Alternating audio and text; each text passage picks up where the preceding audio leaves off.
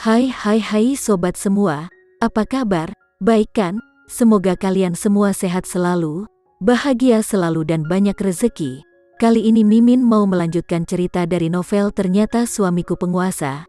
Semoga cerita ini bisa menghibur kalian semua ya, dan bisa menemani hari-hari kalian semua. Oh iya, jangan lupa bantu like dan komen ya biar Mimin tambah semangat uploadnya. Kalau begitu yuk langsung saja ke ceritanya, cekidot. Priscilia sudah berusia 20-an. Ketika kakak iparnya seusianya, dia sudah menikah dengannya dan sudah punya bayi.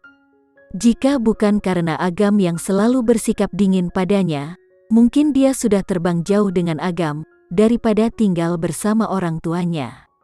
Meskipun Priscilia juga anak dari keluarga Sanjaya, tapi dia tinggal di luar sendirian. Dia akan tinggal di Villa Sanjaya selama waktu luangnya dan menghabiskan waktu bersama putri kecilnya juga. Randy mengangkat alisnya dan berkata dalam suara pelan, "Karena kamu sudah dewasa, apa aku bukan lagi kakakmu? Jika kamu punya waktu untuk menceramahiku, lebih baik kamu menghabiskannya dengan memikirkan bagaimana cara mendapatkan kembali kakak iparmu." Priscilia berpikir cepat. Sebelum Randy sempat berbicara, dia berkata, "Aku baru saja membuat janji dengan Lily untuk pergi berbelanja dengan kakak ipar besok. Mungkin aku bisa membantunya mengingat sesuatu tentang masa lalunya."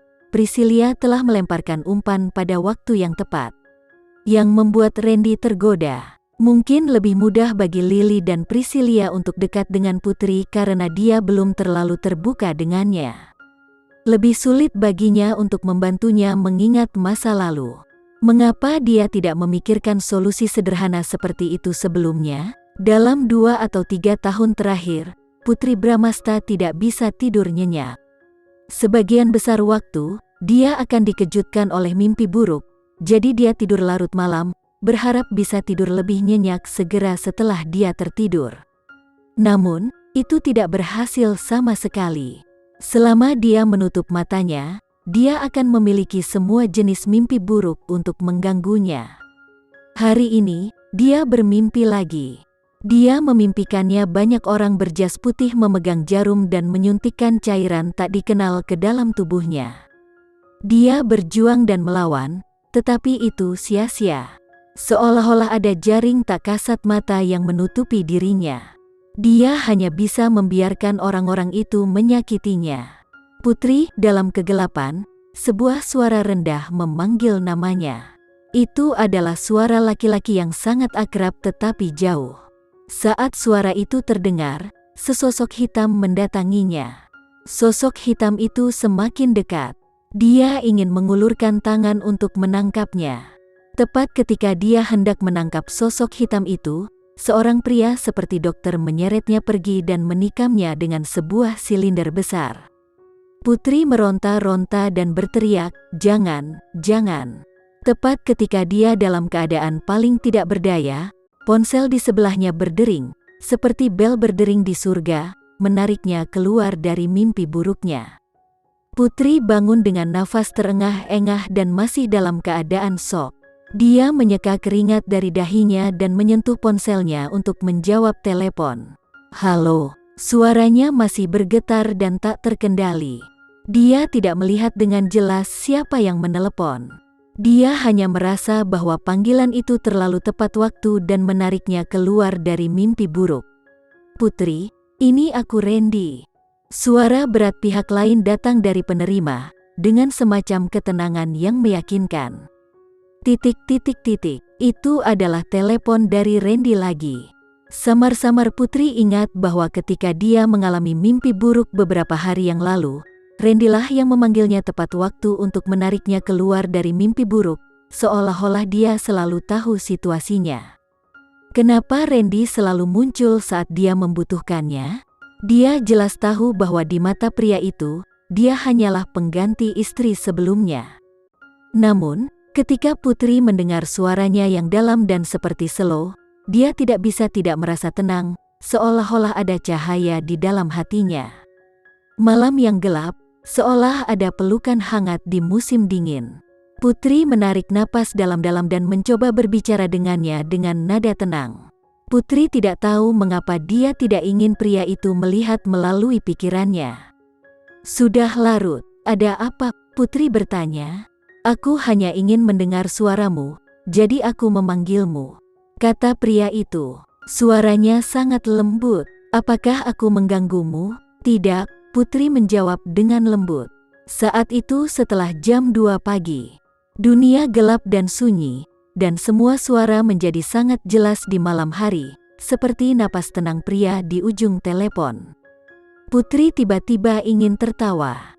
Saat itu tengah malam, namun dia tidak tidur, tetapi hanya meneleponnya di telepon.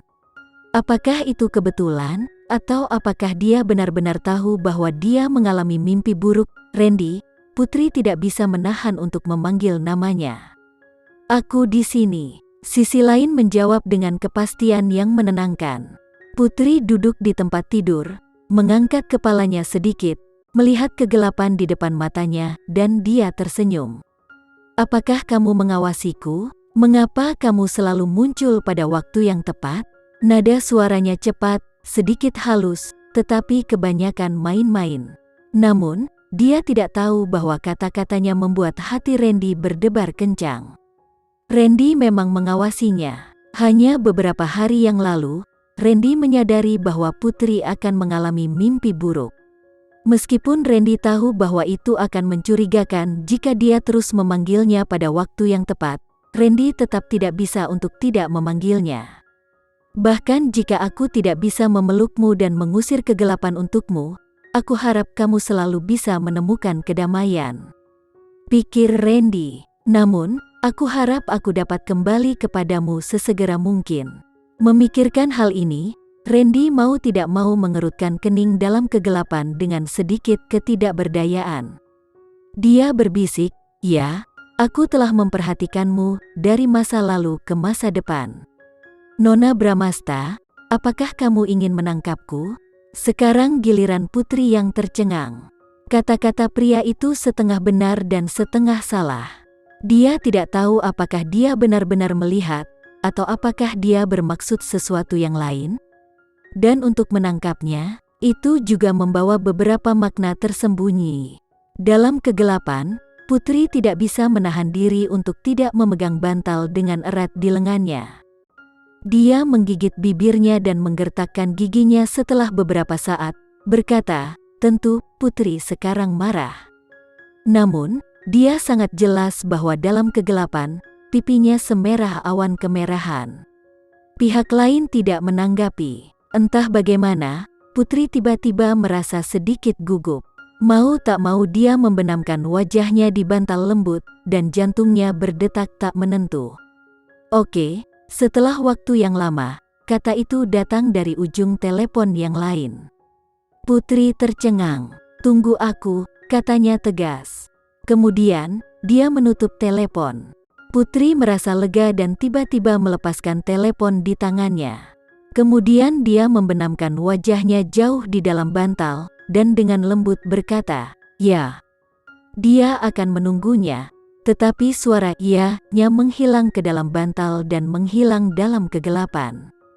Tidak ada suara Randy di telinganya, dan kesepian sepertinya kembali mengelilinginya. Tampaknya selama dia menutup matanya, dia akan ditelan oleh kegelapan. Khawatir bahwa dia akan dihantui oleh mimpi buruk jika dia tertidur lagi, dia hanya mengambil bantal dan menatap langit malam yang gelap dengan mata terbuka lebar. Putri berusaha untuk tidak tidur. Dia berusaha keras untuk mengingat mimpi yang baru saja dia alami, tetapi pikirannya kosong, seolah-olah mimpi itu tidak pernah ada. Putri tidak tahu sudah berapa lama. Sepertinya lama tapi tidak juga. Ponsel di tempat tidur berdering lagi. Kali ini, Putri Bramasta melihatnya dengan jelas, dan dua kata Randy Sanjaya ditampilkan di ponselnya. Apa yang salah dengannya? Dengan ragu, ujung jari Putri meluncur untuk menjawab telepon, Tuan. Randy, apakah kamu sudah tidur? Suara lembut pria itu terdengar di telinganya. Dia menggelengkan kepalanya secara naluriah dan kemudian mendengar dia berkata, Aku di bawah di rumahmu." Putri sedikit tercengang. Dia segera turun dari tempat tidur dan berjalan ke balkon. Melihat sekeliling, dia melihat Randy yang mengenakan kemeja putih berdiri tegak di bawah lampu jalan di kompleks. Dia mengangkat kepalanya dan mengangkat bibirnya. Dia melambai padanya dan berkata, "Nona Bramasta, apakah kamu bersedia turun dan berjalan denganku?" Berkencan dengan pria yang tidak begitu dikenalnya di tengah malam adalah sesuatu yang tidak pernah terpikirkan oleh Putri sebelumnya. Tetapi pada saat ini, dia tidak ragu sama sekali. "Oke, tunggu aku sebentar." Menutup telepon, Putri Bramasta kembali ke kamarnya, menyalakan lampu, berjalan ke lemari pakaian, dan tidak tahu pakaian mana yang harus dipakai. Putri hanya memiliki beberapa pakaian rumah, pakaian kerja, dan dia tidak memiliki satu gaun pun. Dia membolak-balik semuanya, tetapi tidak dapat menemukan apapun yang membuatnya puas. Pada akhirnya, Putri mengenakan kemeja putih dan celana jeans. Dia diam-diam berjalan keluar dari pintu, berharap dia tidak akan ditemukan oleh ayahnya, tetapi dia tidak tahu bahwa ayahnya telah mengambil setiap gerakannya.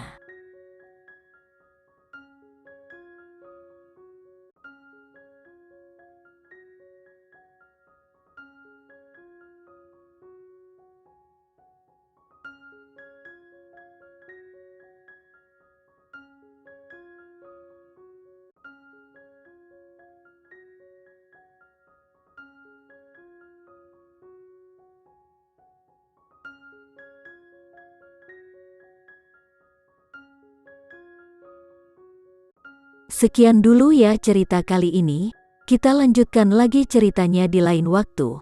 Oh iya, bagaimana menurut kalian? Semoga bisa sedikit menghibur kalian semua. Jangan lupa like, share dan komen ya. Untuk teman-teman yang baru nonton jangan lupa subscribe-nya.